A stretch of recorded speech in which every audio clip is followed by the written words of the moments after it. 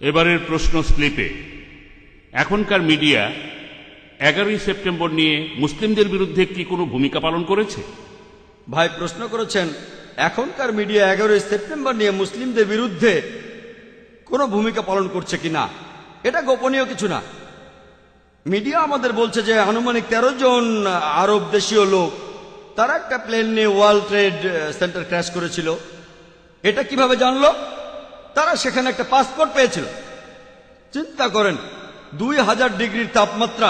কৌতুক করে বলা হয়েছিল যে এখন থেকে আমেরিকার সৈন্যদের ইউনিফর্ম বানানো হবে সেই পাসপোর্ট দিয়ে।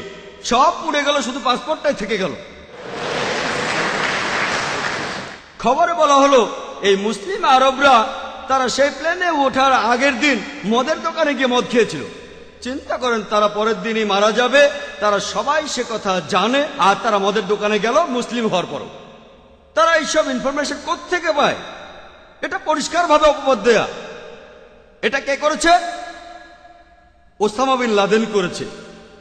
চিন্তা করেন, সিআইএ তারা বছরে কয়েকশো কোটি ডলার খরচ করে।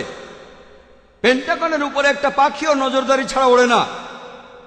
সেখানে একটা পাখিও নজরদারি ছাড়া ওড়ে না, আর একটা প্লেন এসে সোজা পেন্টাগনে ক্র্যাশ করলো।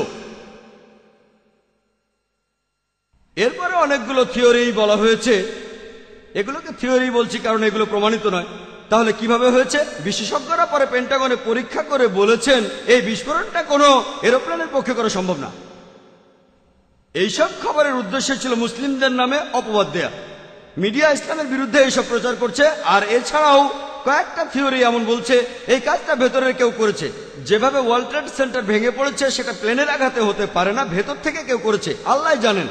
তবে যাই ঘটুক, তারা ইসলামকে যতই আক্রমণ করুক, মাকারুম মাকার আল্লাহ ওয়াল্লাহু খায়রুল মাকিরিন। তারা চক্রান্ত করেছিল, আল্লাহ কৌশল করেছিলেন। নিশ্চয়ই আল্লাহ কৌশলীদের শ্রেষ্ঠ। আলহামদুলিল্লাহ, এত কিছু সত্ত্বেও মিডিয়া ইসলামকে আক্রমণ করেছে। তারপরও পৃথিবীতে ইসলাম ধর্মের প্রসার এখনো সবচেয়ে বেশি, এমনকি আমেরিকা আর ইউরোপেও।